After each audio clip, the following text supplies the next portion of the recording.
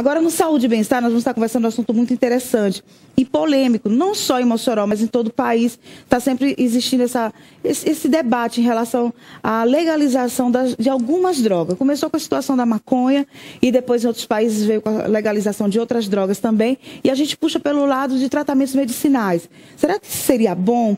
Como ficaria a situação das pessoas que já estão fazendo o tratamento para tirar a dependência a ter essa droga liberada? Isso ia atrapalhar o tratamento? Aí tem um convidado muito bacana, que é o Dr. Olavo Hamilton, ele é advogado, e ele lançou um livro, Adriano, por favor, você já mostra aqui o livro dele, que trata justamente sobre esse assunto. Ele esteve aqui no OAB em Ação, ele fez o lançamento do livro dele, é muito interessante, e já está aqui, deixa eu virar um pouquinho, está espelhando? As pessoas... Aí, ficou melhor, né? Dá para a pessoa em casa assistir. Detalhe, se você ligar e participar, 3315, liga, dá o seu nome, o seu telefone, no final do programa eu vou estar sorteando um livro já para você entender melhor a temática do livro. Nos nossos convidados de hoje, eu tenho o Francisco Benevides aqui conosco, sempre vem para falar desse lado tão importante, alcoolismo, droga, os vícios em geral, porque as pessoas quando falam vício, acham que é só a droga em si. Temos também o Dr. Hernani Pinheiro, que está aqui conosco, e o Dr. Olavo, que recebeu o nosso convite e veio. Muito obrigada, viu? Bom dia para todos. Bom dia, Dr. Olavo, bom dia, Dr. Hernani. Olá, Francisco, tudo jóia? Tudo em paz. Tudo em paz, né? Na alegria. Que bom. Vamos conversar primeiro, doutor Hernani, vamos começar pela parte medicinal.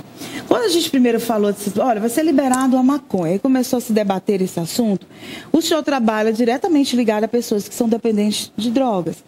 Como o senhor vê essa questão da liberação das drogas? Primeiro, a liberação. Não é bem liberação que se deseja, o que eles querem é uma legalização.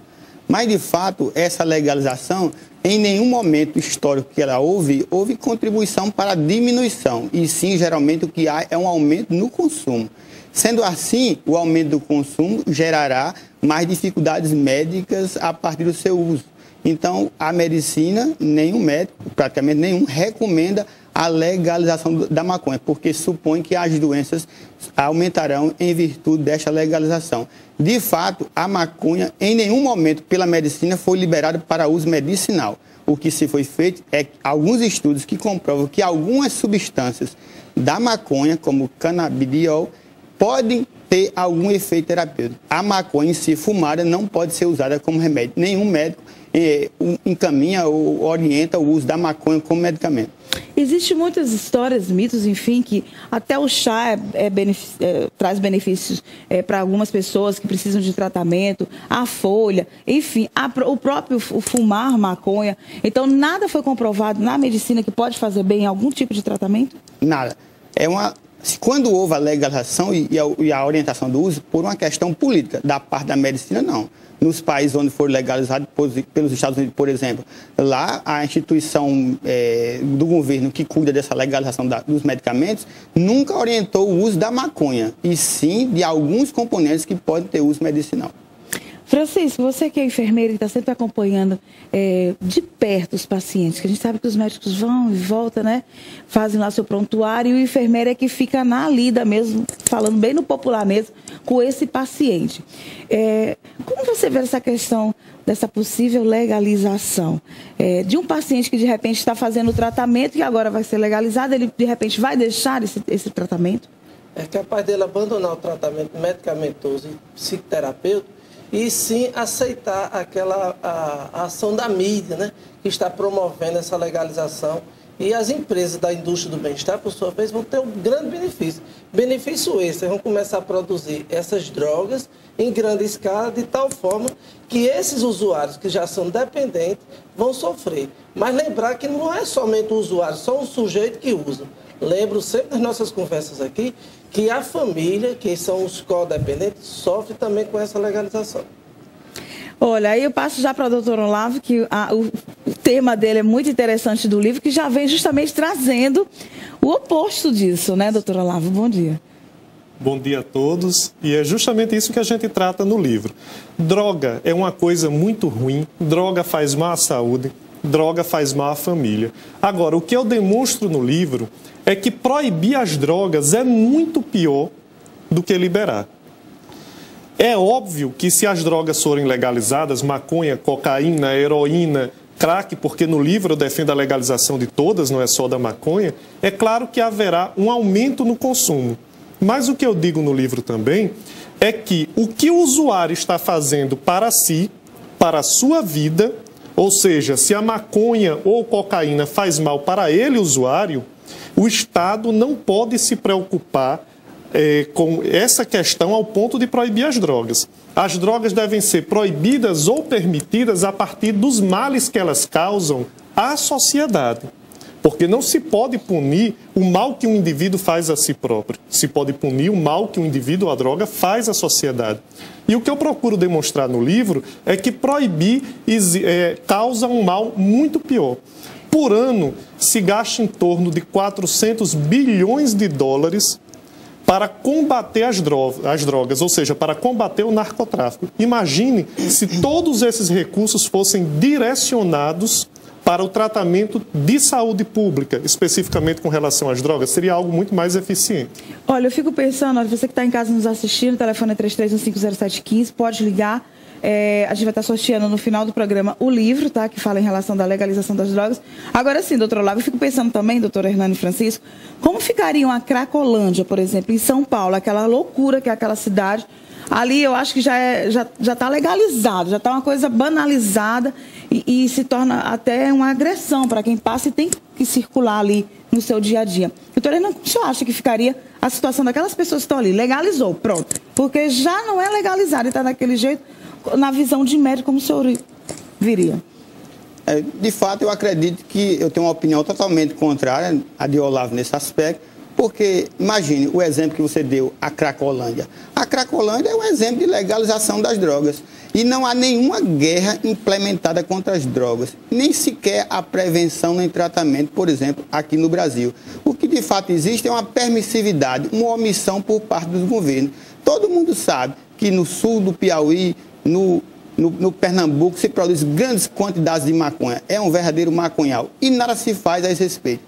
A Cracolândia, como você bem citou, em São Paulo, também é um exemplo de legalização. O governo não tem nenhuma preocupação, a polícia não se institui para isso, os policiais são verdadeiros heróis porque são poucos e desestruturados. A polícia passa ao lado dos usuários na Cracolândia e não se faz nada. Então, a meu ver, não existe nenhuma guerra contra as drogas, o que existe é o contrário. O governo é permissivo quanto ao consumo. Os últimos governos não fizeram nada, absolutamente nada, e eu até acredito que os governantes contribuíram para o uso das drogas. Haja visto, por exemplo, o ex-presidente Fernando Henrique Cardoso, que é uma pessoa que contribui nocivamente para a sociedade, porque dá-se a ideia, pelo falar dele, que não há prejuízos grandes. E também sou contra essa opinião de que o uso da maconha causa um dano apenas pessoal. É uma questão comunitária. O uso da maconha ou de qualquer outra droga, ela causa inúmeros problemas para diversas outras pessoas. A família, em primeiro lugar, e a sociedade também. Quando uma pessoa é usuária de drogas numa família, em média, 22 pessoas adoecem em virtude disso. São os chamados codependentes. Isso vale para o álcool também. Aí eu gostaria de lhe perguntar se você é a favor da criminalização do álcool. Essa ideia da criminalização, eu acho uma noção falaciosa de quem é a favor da legalização. Porque eu não sou a favor da criminalização do álcool, eu sou a favor do desuso. Eu não desejo que você use álcool, que você use maconha e nem muito menos cigarro. Mas isso deveria se aplicar também à maconha, então, né? Porque o álcool nós sabemos que é uma droga para a família e para a sociedade muito mais nociva do que a maconha. Causa muito mais problemas relacionados à violência, causa muito mais problemas de desestruturação familiar. Mas o álcool, no caso, já é liberado. Você não a pessoa compra, né? Se é esse o argumento para a criminalização da maconha, o álcool e o cigarro é a droga que mais mata no mundo. E mais, o cigarro é a droga que tem o maior potencial de vício. É mais difícil deixar o cigarro do que deixar o crack. Agora, pois não, Francisco. Mas pensando assim na sua perspectiva, né? Você falou em assuntos financeiros. Se gasta valores em dólares, muito valor, que poderia ser beneficiado à saúde. Levando em consideração esses valores aqui no nosso Brasil, se gasta muito mais em tratamento das drogas legalizadas, das drogas que você citou aí, o cigarro e do uso da bebida alcoólica. Se gasta muito mais com tratamento com as pessoas que têm a doença adquirida pelo ciclo vicioso. E muito embora essas drogas sendo liberadas, adoecem pessoas inocentes, no caso as crianças que estão perto de seus pais. pais que irresponsavelmente fumam perto deles, eles terminam adoecendo. E quem vai bancar a saúde daquela criança doente por causa do tabagismo, por causa da fumaça, o fumante passivo e o fumante ativo. Nesse caso, liberando as drogas, não vai acontecer o mesmo fenômeno que acontece com o cigarro e com a bebida alcoólica? Aí que pensa. Se é assim, então o fato da legalização a respeito do álcool aconteceu. O álcool é legalizado, o cigarro é legalizado e o consumo é grande, como o senhor disse. Assim, quando houver a legalização da maconha, esse consumo também aumentará. Em virtude da mídia, por exemplo. Certo, da divulgação da mídia. Já vem pro lado da mídia também, exemplos históricos existem, né? Por exemplo, na China, nos anos de 1840, houve a legalização do ópio. E lá, 25% da população usava ópio. Depois que houve digamos assim, acabou-se a legalização, o consumo do ópio diminuiu na China.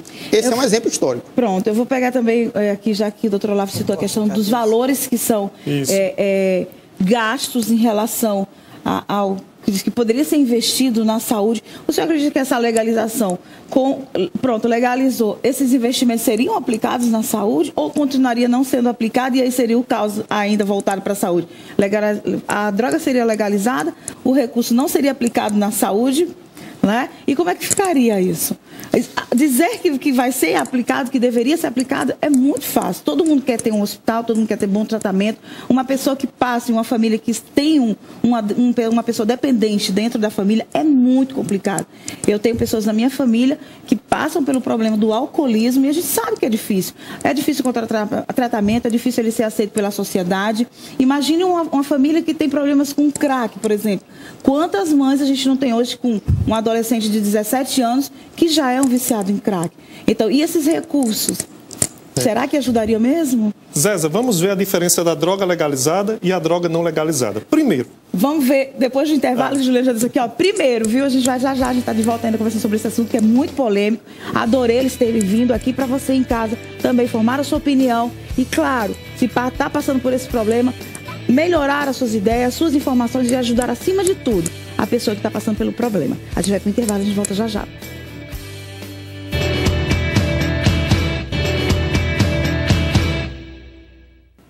Saúde e bem-estar para você, obrigado pela sua companhia. Vou logo direto na pergunta que eu fiz para a doutora Olavo e deixei para depois do intervalo, que é a questão dos investimentos, dos gastos que existem. O senhor disse logo primeiro, eu digo primeiro depois do intervalo. Fique à vontade. Primeiro é preciso diferenciar como é que o governo lida com a droga legal e com a droga ilegal. Álcool e cigarro estão entre as 4 drogas mais perigosas da humanidade. Como é que o governo lida com isso? Regulamentando. Nós conversávamos aqui no intervalo que nos Estados Unidos da América, por exemplo, você não pode consumir álcool no meio da rua, nem na frente de crianças, nem transitar com bebida alcoólica nas ruas, né? Isso tem sido muito eficiente nos Estados Unidos. No Brasil, em relação ao cigarro, que é a droga que mais vicia mais do que crack e do que heroína. Como é que nós temos conseguido diminuir o consumo de uma droga tão perigosa? Investindo em medidas de prevenção ao uso. Essas 2 drogas, o governo investe muito no tratamento das pessoas que acabam se tornando usuários. Mas o governo tem um retorno também, na medida em que não precisa combater essas drogas, colocar a polícia na rua para evitar que as pessoas consumam álcool e cigarro, e também porque arrecada dinheiro com isso. Só um exemplo, o mundo arrecada por ano 133 bilhões de dólares com imposto do cigarro. Desses 133, investe 1 bilhão no tratamento e também na prevenção, né? As drogas legais e as ilegais, ninguém vai consumir maconha porque maconha é legal ou é ilegal. Ninguém deixa de consumir o crack porque essa droga é ilegal. As pessoas consomem drogas por uma questão cultural. O álcool é mais consumido no mundo inteiro porque, culturalmente, todas as civilizações experimentaram o álcool. Ou seja, a legalização da maconha, a legalização do crack, a legalização da heroína, ela não vai, por si só, causar um grande aumento na demanda. Ninguém imagine que nós teremos o mesmo número de maconheiros do que temos de alcoólatra. Isso não existe. O cigarro é uma droga legal, mas hoje pode-se dizer que é a minoria das pessoas que utilizam. Na medida em que as drogas forem legalizadas, nós deixaremos de investir dinheiro no combate às drogas, e já se gastou muito nisso. Nós conseguiremos uma diminuição nos índices de violência, porque a violência ela não se relaciona diretamente com a droga, ela se relaciona muito mais com o tráfico de drogas. E mais, nós teríamos como arrecadar impostos em razão da venda de drogas e ter um controle maior sobre a substância. Hoje as pessoas morrem, inclusive, de overdose, ou então porque consumiram uma droga que não é segura, porque vem misturada com outras coisas. E olha, Francisco, ele falando essa questão dos números alarmantes, né, de alcoolismo, que a gente percebe. Temos já o crack, que a gente vê direto aí dizendo que a pessoa que começa a usar crack com menos de um mês, 2 meses, já está totalmente viciado. Dependente. Você...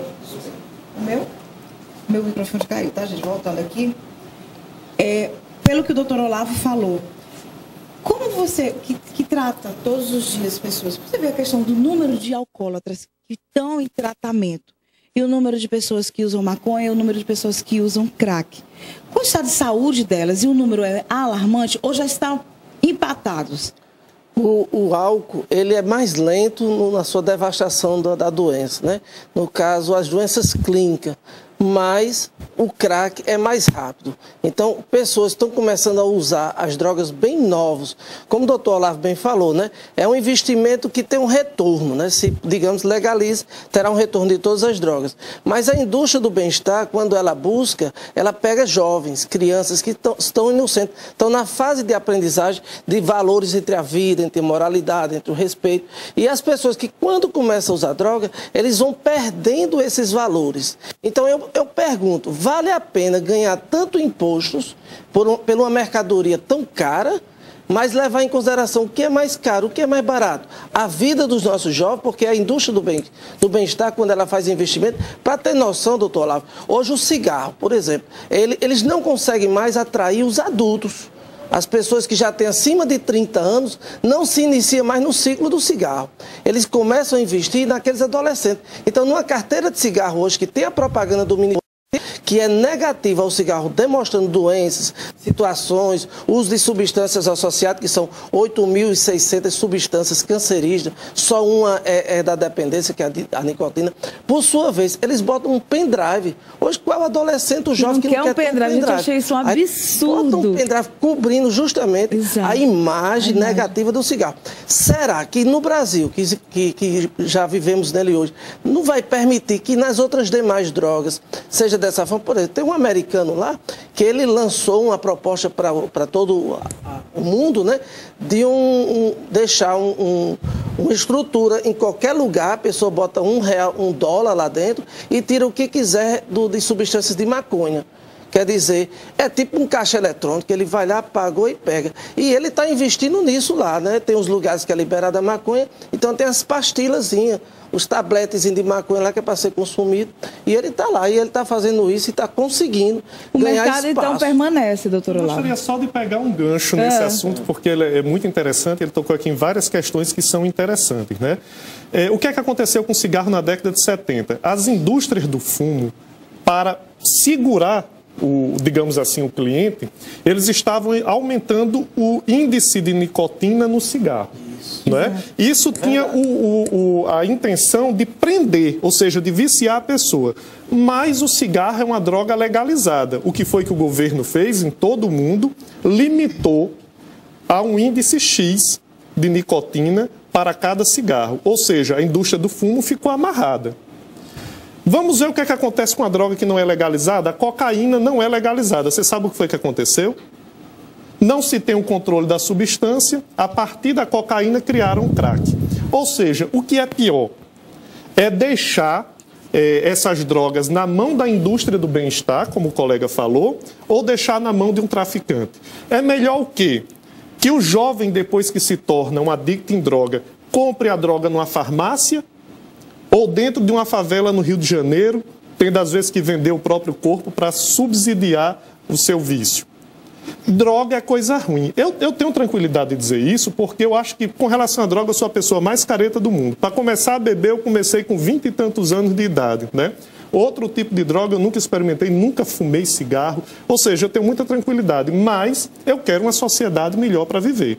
E eu tenho certeza que enquanto nós vivermos numa guerra perdida como a guerra contra as drogas, nós vamos viver essa triste realidade. Aquela história de botar dinheiro fora com essas campanhas. Jogar dinheiro no buraco. Doutora Hernani, essa questão de jogar dinheiro fora, de fazer campanhas, o cigarro, o tabagismo, realmente diminuiu. Até as propagandas já foram diminuídas, porque antes passava aí uma propaganda que unia o esporte, né, a questão de ser saudável, você fumar, passava comercial, era na praia, era mulheres bonitas, e na verdade não tinha nada a ver uma coisa com a outra. O cigarro nunca fez bem para a saúde, nem tem pouco a ver com esporte. Alguns, inclusive, atletas que praticam, que são campeões, outros que se envolveram com drogas, foram para o buraco. Agora me diga uma coisa, o que a senhora acha, o que a senhora acha em relação a justamente isso? A pessoa ter a oportunidade de dar continuidade ao vício, ela ter a liberdade de seguir com o vício dela, de ser dependente e continuar fazendo o tratamento. Não teria o outro lado dela ter a liberdade de dizer, não, eu fui, mas eu permaneço com o doutor Hernani. O doutor Hernani teria como ter mais, como é que eu vou dizer, mais liberdade de conversar com ele, do que proibir ele, do que deixar ele fechado?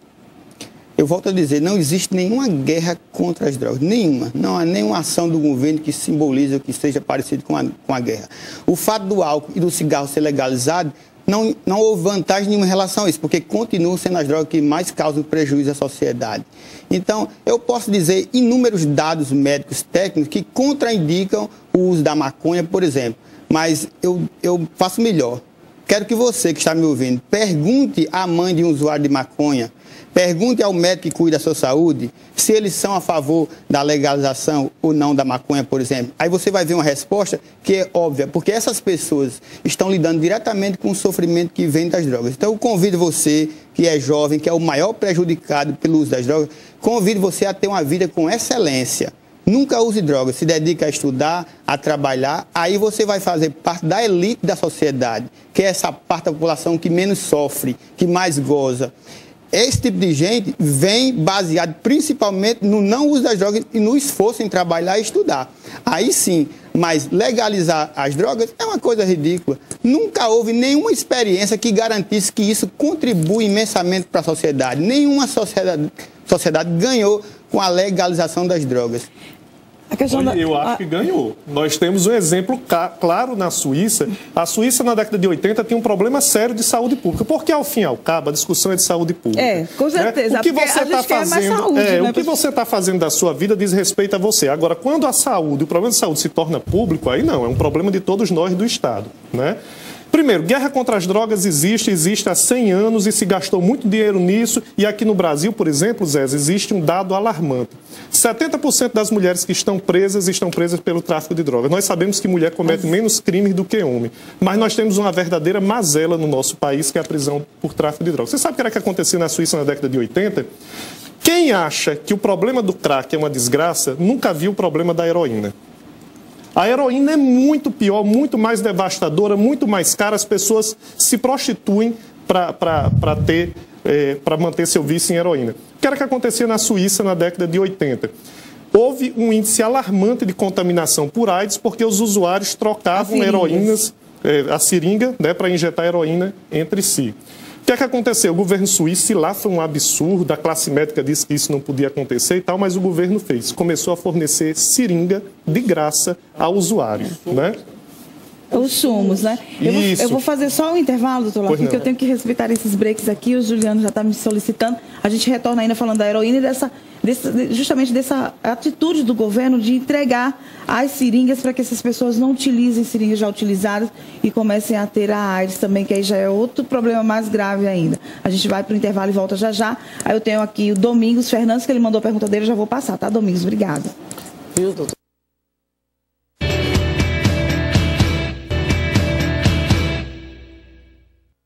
E olha, durante o intervalo a gente permanece conversando aqui, vou logo concluir o raciocínio do doutor Olavo, que a gente tem a pergunta do Domingos Fernandes e a gente só tem 4 minutinhos, mas dá tempo, vamos lá, vamos conversar. Então, bem rapidinho. Na Suíça, no início da década de 80, eles tinham um problema de alastramento da AIDS por conta do compartilhamento de seringas. O que foi que o governo fez? Entregou a seringa. Continuavam tendo problema com a questão da overdose. O que foi que o governo fez? Entregou uma substância que seria alternativa, que é a metadona. Né? A metadona ela é mais segura, não causa a devastação da heroína. Mas alguns usuários, Zé, diziam o seguinte: não quero metadona não, que não dá barato, eu quero mesmo a heroína. O que foi que o governo suíço fez? Hoje o governo suíço entrega a heroína. Com essa atitude que parece inimaginável, como é que o governo vai entregar a droga para a pessoa se drogar? Eu já ia perguntar, o número de mortes e de overdose foi lá diminuiu, pra cima, não? Diminuiu porque agora a droga é segura. Não, a própria heroína agora é uma droga segura. Você sabe o que é que você está utilizando. E o melhor, acabou com o narcotráfico. Ninguém mais precisa recorrer a um traficante para comprar a sua droga, o governo fornece. Diga aí, Francisco, você está falando. Não, no caso da metadona, quando está sob efeito de overdose, aí tem um serviço lá que é de urgência.